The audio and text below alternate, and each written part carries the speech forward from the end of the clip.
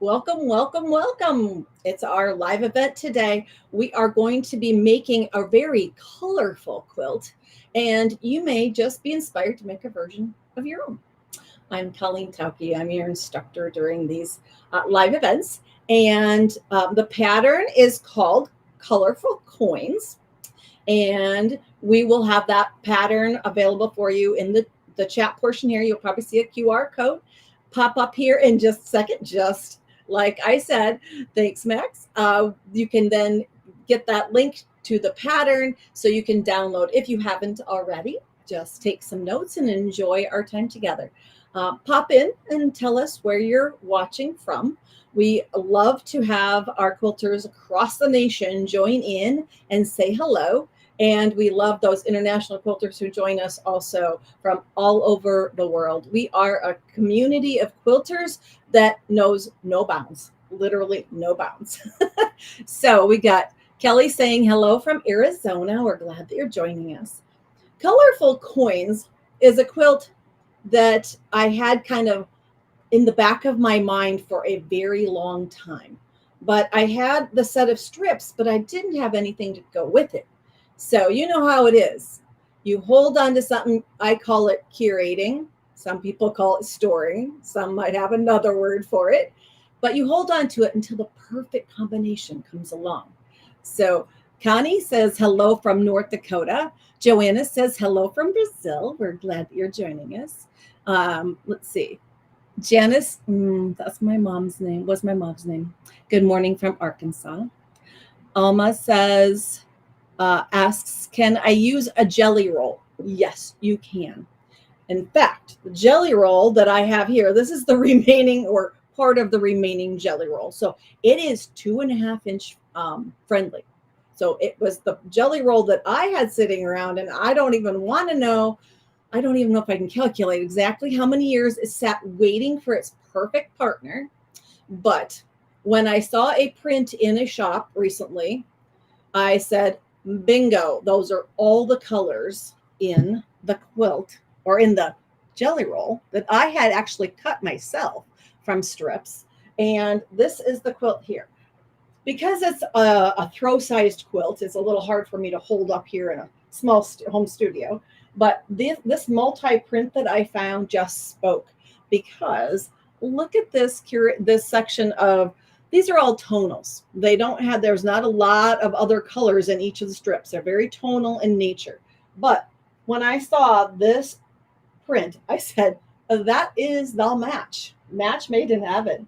All of those colors are in there. The kind of orangey colors, the reds, the pinks, the blues, the various greens, the aqua, as well as a really traditional blue, all in one print. So I guess this was just meant to sit around and wait in my drawer until I found this perfect multi print. Now, if you're not a florals person, don't worry. There's probably another, maybe a geometric, or if you're a batik lover, maybe there's a batik out there that has those colors flowing through it. There might be a Civil War print that has a combination of colors that you have in maybe a jelly roll that you have. So when you go to look at jelly rolls tend to be from entire collections of fabrics that a designer has created, so that you have a very wide range of colors. And finding that perfect mate might take a little while, or you might find something from that actual collection that you like, that you want to pull out and use as that focus and use all of these pretty fabrics together. But remember that pre-cuts have a variety of pieces in them. Sometimes you will find one of each fabric, in from the line. Sometimes you find two, sometimes you find three of each fabric. So the number of fabrics, you're going to usually get around 40 pieces, which will give you some variety, but it will vary from jelly roll to jelly roll, or pre-cut 2.5 inch strips that you may have acquired. So just keep that in mind. Take a deep breath and all will be good. We have Sheila saying she's here from Salt Lake City. Glad that you can join us. Sabrina says hello from can't read it. Dallas, I'm sorry. My bifocals have to reach that far. And DJ says hello from Florida. And Kathy says good morning from snowy Saskatchewan. We had snowflakes flying here in Iowa on Sunday. Yes, yeah, today's Tuesday. Sunday. Big, huge flakes. Thankfully, they didn't last very long. We really want spring to come. Eileen says hello from New Hampshire. So we are glad that you're joining us. Let's see. We've got, I can't read the first name, from Kansas. Susan from Kansas joining us. We are glad that you're here to join in all of the fun with colorful coins. Now, the reason why this is called a coin quilt, I should have looked up the history. But by stacking pieces like this, it's like stacking coins. As you remember as a kid, probably stacking up quarters or some kind of coin to see how tall the stack was. And that's why we call it a coin quilt. It's pieces stacked. They can have all those wonderful variety of fabrics there. Then I'm going to have you pick, or I picked, an accent color. I picked this teal color because between the teal or a dark aqua kind of color, it was something that defined the difference between the stack of coins, our 2.5-inch strips, and the multi-print. So you're going to have three things. You need to have some pre-cuts or cut your own. That's totally fine. Using gift scraps is a wonderful thing to do, and I've been working at it. So pre-cuts, 2.5-inch strips. You're going to need an accent color, so you have some way to kind of calm the eye between the multi-print and the coin stacks that you create, and then that wonderful multi-print there for your kind of holding it all together kind of feel. Let's see. Barbara says, good morning, everyone. She's in Victoria, Canada. We are glad that you're joining. Trish is from in the mountains of North Georgia.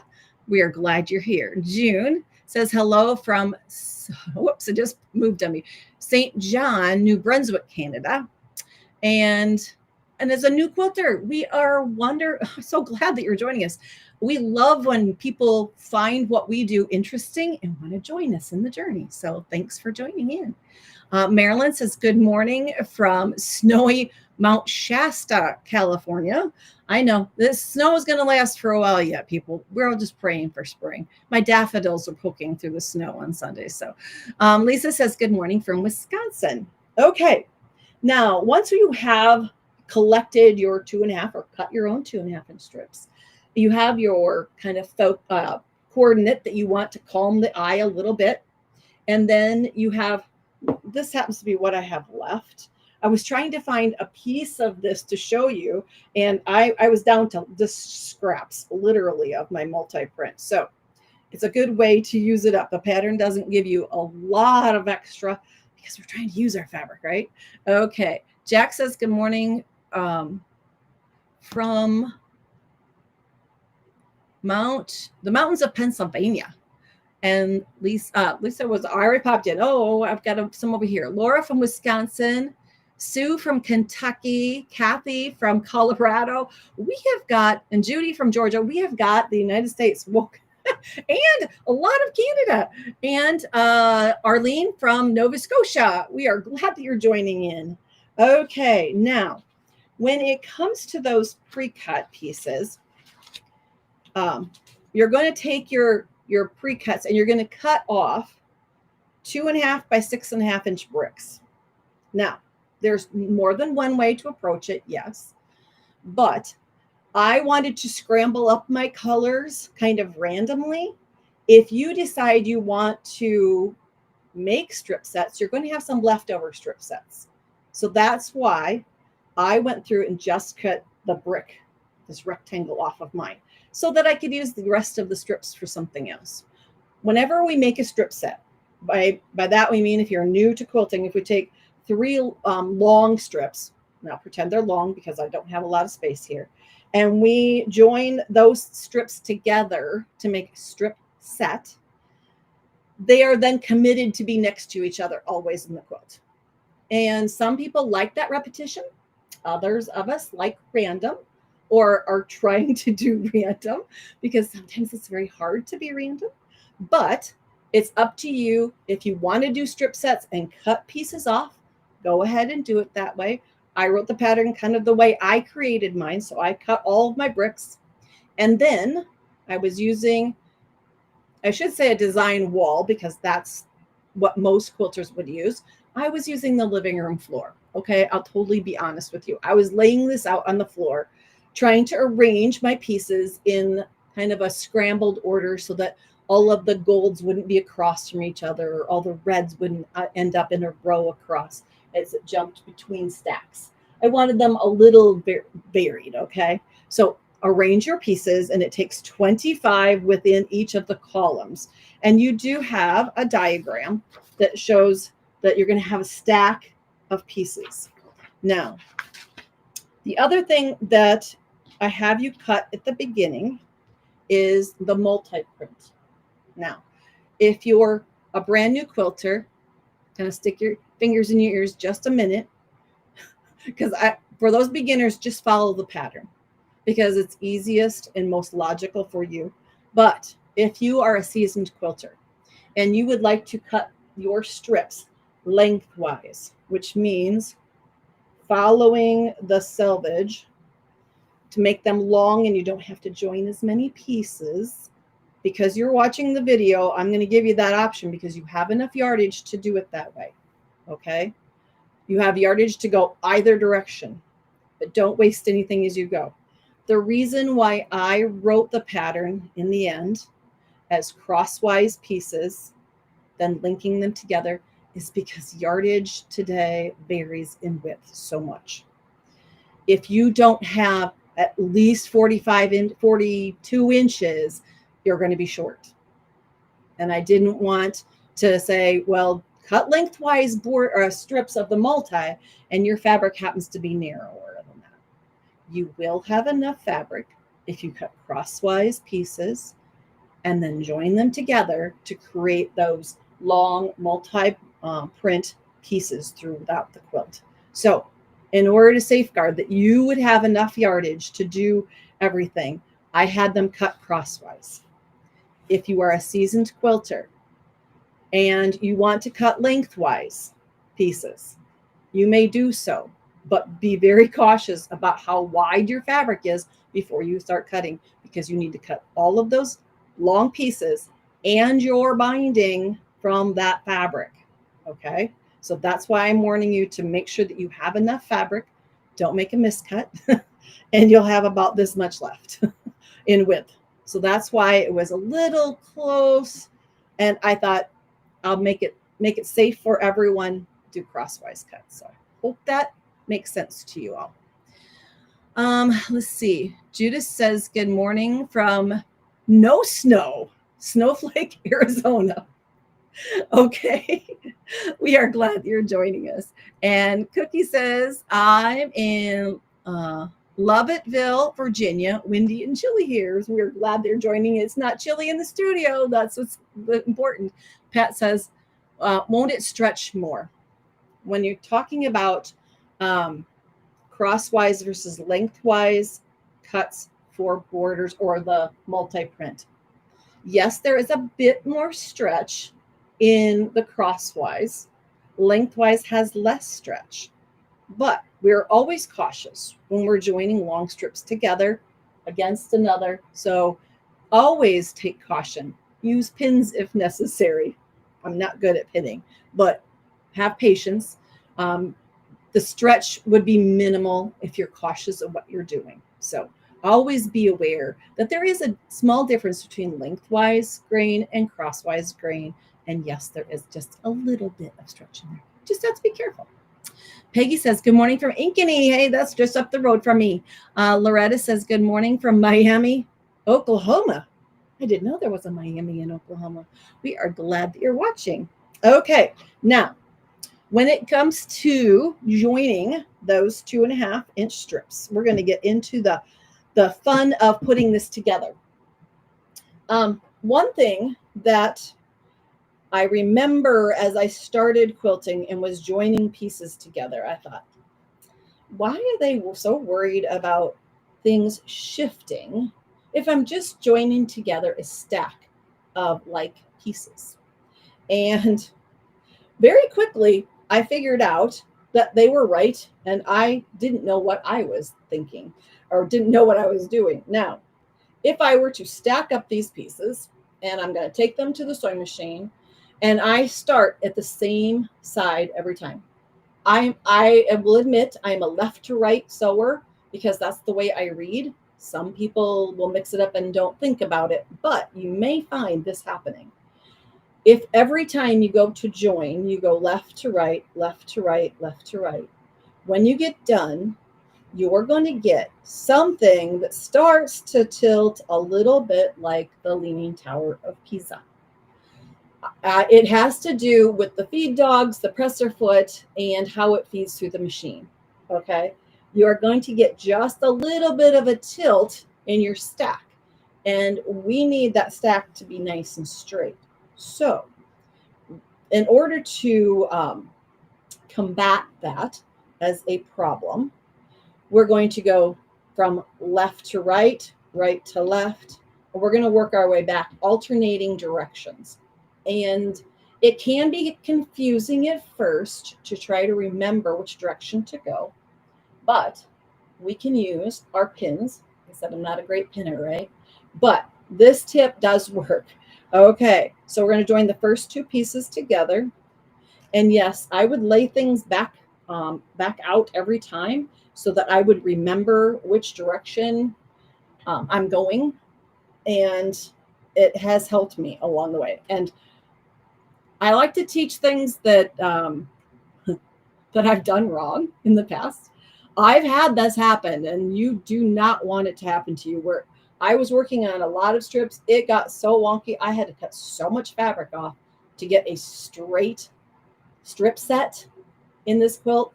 I hate to even admit that I did that, but it happens. So it's realistic. It will happen to almost every single one of us. There's almost no way to get away from it.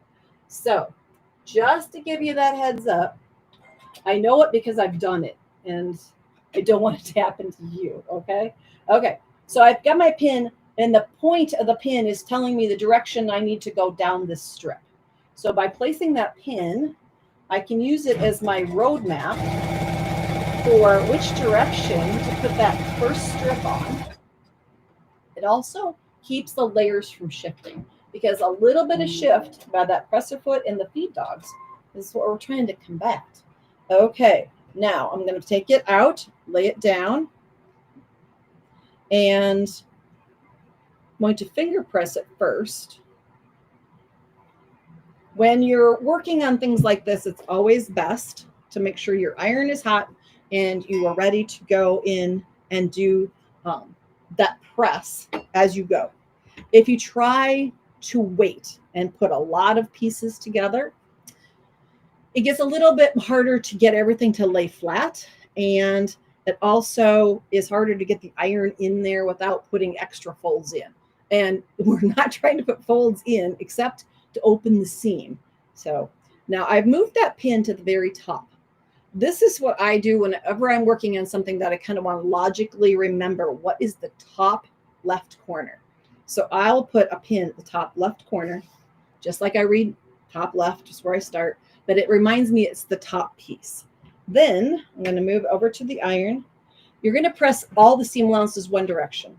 It doesn't matter which direction, because you're going to have lights and darks all through this thing, and it's easiest just to pick one direction, press everything in one direction. Okay, so we got the first one pressed. Now I'm going to put on that second piece, and I'm going to go back the other direction. I'm going to use a pin, and I'm going to put it over here with the point telling me you're driving this direction. So when I pick it up and I take it to the sewing machine, I will know, drive towards the direction of the point of the pin. Okay, so then you drop it in. And here's a good place. This isn't a bad project for beginners. It's simple cutting. There are no triangles. Simple 1/4 inch seaming, learning to get accurate as possible. So it's not a bad beginner type quilt. You can always make it different sizes if you don't want to make it as large. take that out. Now I'm going to press my seam allowance. I'm going to use my finger just to open up the seam first, to gently nudge it in the same direction as the first one. And yes, it seems like a lot of getting up and moving back and forth, but sitting is one of the worst things for our bodies. So we do need to get up and move from one place to the other. So our circulation is good for us. We want as much time in life to quilt as possible. Okay. So then the next one comes in, and you might need to go back and tell yourself left, right, left, kind of like you're marching down the piece. But the next one in line, some people will even take and use a fabric marking pen and put arrows on the backs of their pieces. And that way they can pick up a large stack and use the arrows to go back and forth to let them know which direction to go. This is a friction pen, a fabric marking pen that's heat erasable, means that it's gone as you press over it. So always be thinking about marking the wrong side of the fabric, not the right side. But again, the pin here, so I know I'm driving that direction down the piece, which means I will have to flip it over so that I drive my 1/4 inch seam. Progress until all of the 25 pieces are joined together in a column, and then begin again. And you have to create 3 of those columns. And that's why I would have you lay them out or use a design wall, so that you can see that the colors kind of dance through the quilt so that you get a good variation. Now, when it comes to the pieces that you're going to be cutting from your accent, those are all cut fairly narrow. They're 1.5 inch wide, so that only 1 inch is left appearing in the quilt.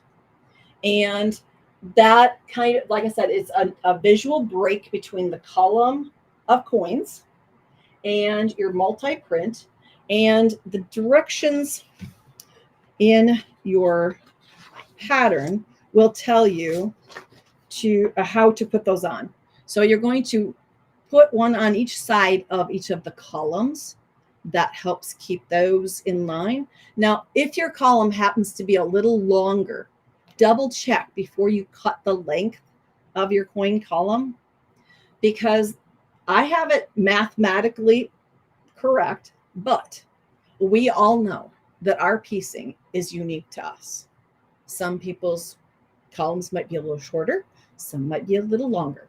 There's nothing wrong with that. No quilt police is going to give you a ticket for not having it be perfect, okay? So you can adjust those pieces that you're going to put along your column to fit to yours if it happens to vary in some degree. Don't worry about it absolutely being perfect, okay? It's supposed to be fun. That's what quilting is all about. Once you get the coordinate on each side of the 3 columns, then you're ready to join the columns together so that you're making the body. That's why this is a fun quilt to do, because it doesn't take that long. Well, some in the piecing and keeping things coordinated, but your columns and your multi-print can fit together, and you're making the entire center section of your quilt. Okay. So let's see. Let me think here. Oops. One thing I forgot to say is that once you get back up a second, your 3 columns of coins, your 2 columns of your multi-print, flip the page, you need to put on the small coordinate top and bottom of that center portion next. So this piece goes in next. Then you go back and put your multi-print left and right, top and bottom, and your quilt top is finished. Now, it does tell you about pressing seam allowances. If you're new to quilting, a lot of times the rule is press toward the darker fabric or in the direction that has least resistance.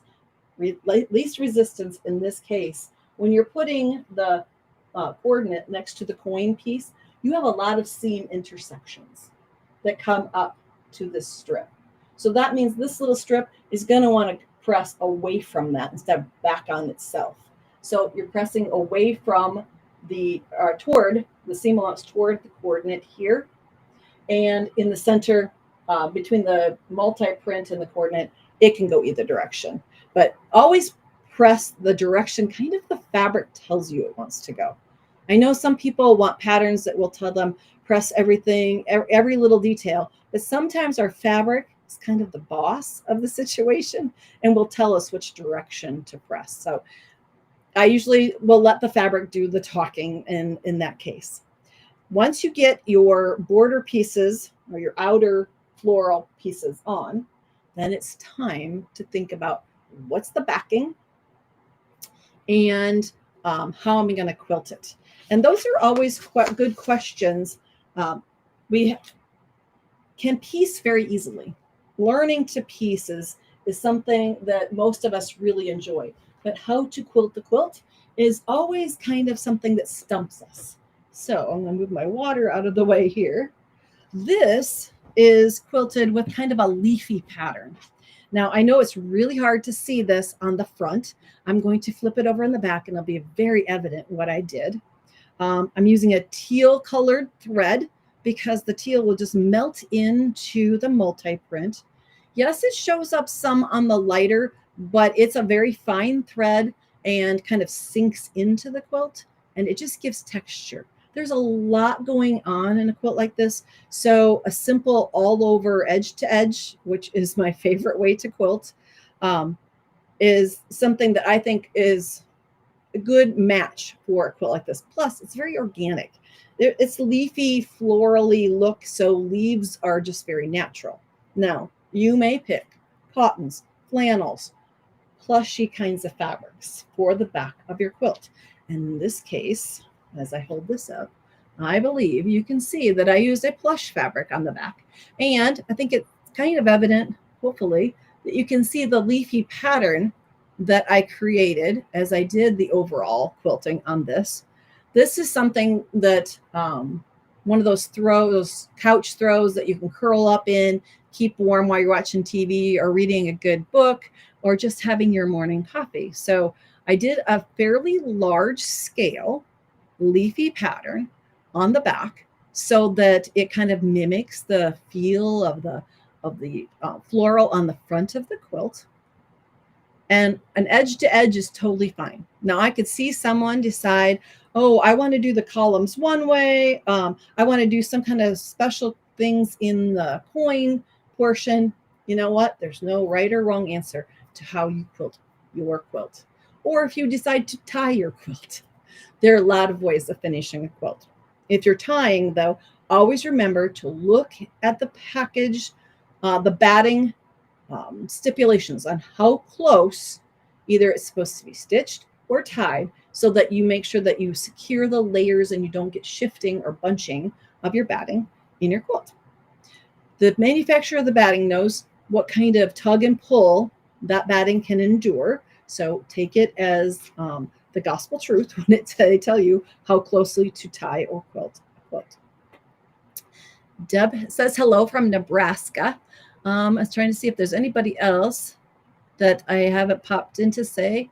I think we got everybody covered this morning. So whether you're picking a curated 2.5-inch pre-cut strip that you may have setting up in your sewing studio, or you cut 2.5-inch strips from fabric you have maybe in your studio, or you go shopping for something, match that up with a great coordinate, a multi-print, and make your own colorful coin quilt, all of your own.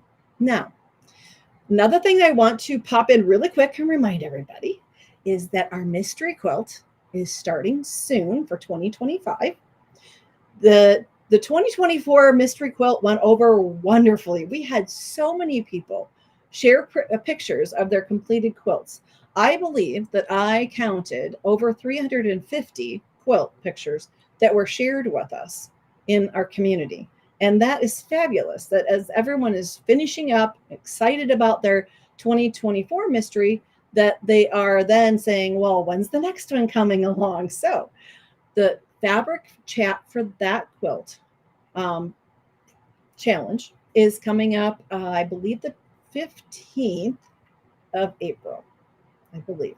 So just be looking for fabric chat coming up, because the fabric requirements are coming out. I believe they might already, well, they might be out today. I don't remember for sure. And if you're reading through that and you're like, I'm not exactly sure what I want to pick, start writing down ideas. Don't forget, you want to forget what you might have dreamt up or saw somewhere you wanted to try. And if you're not really sure yet, make sure you join in with the fabric chat, and I'll give you some more specifics about options and ways you can approach this, because every one of these next quilts could be so different, but the overall effect is really fabulous. Can't say too much or it won't be a mystery anymore. Now, the other last thing I want to share with you, and it will be a pattern at some point, is that I'm working on a quilt for a little girl who's coming soon. And the request was for houses. So I'm making a neighborhood. So any of you who have made these kinds of fun, these are foundation paper houses, house blocks, maybe share some of your house quilt pictures and be looking for a project possibly coming up in the next few months. Give me a little time to finish it before she gets here, and to write the pattern, and maybe we'll share some fun little house projects in the near future. So thanks for joining me today.